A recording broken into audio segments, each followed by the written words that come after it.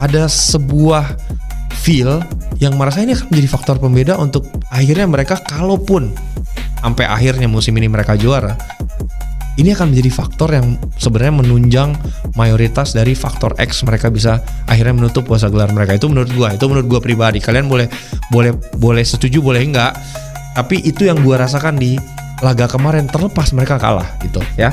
Kalau kita coba breakdown 4 back sejajarnya dan kedalaman mereka, rata-rata usia 24 tahun. Ini kan mind blowing ya. Jadi ini unit bisa main bareng 6 tahun ke depan, itu yang pertama ya. Karena rataan usianya tuh muda banget dan mereka itu justru udah mencapai peak performance di usia segini gitu. Dan kalau kita lihat every single player itu punya pelapis yang setara. Kita ngomongin Calafiori, ada Lewis Kelly. Kita ngomongin Gabriel Magalhaes, ada Christian Mosquera. Kita Hincapié nanti gitu. Kita ngomongin Saliba kemarin yang cedera baru aja, langsung masuk Christian Mosquera yang di debutnya juga tampil menurut gue sangat-sangat impresif gitu. Dan terakhir Jurriën Timber, itu ada Ben White. Nah kalau kita combine semua ini tuh nggak ada yang lebih lebih jelek secara kualitas individu ketimbang yang lain. 4 back sejajar ini secara kualitas tuh sama. Kalau dulu gue inget banget ya, lini bertahan terkuat ya, kita semua mungkin ingatnya dari tim favorit kita. Gue inget banget lini bertahan terkuat Juventus yang pernah gue tahu tuh 2006.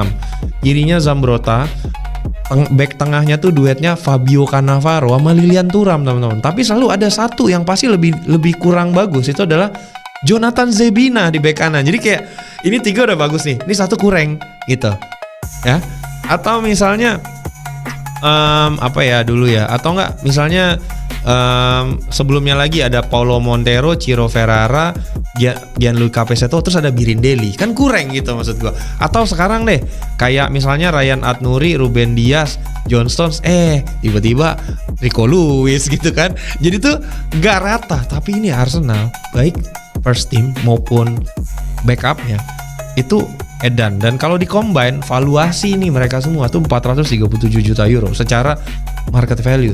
Jadi ini ini akan menjadi deciding factor untuk Arsenal pada musim ini. Itu menurut gua secara personal. Dan takeaways yang kedua menurut gua semalam ini, karena pertandingan benar-benar antara saling calon juara, ibaratnya peringkat 1 sama 2 lah secara overall kekuatan, ini saling ngunci. Jadinya yang menjadi imbasnya adalah kedua striker itu gak dapet peluang karena kekunci nih gamenya gitu. Dan kalau kita lihat lah Hugo Ekitike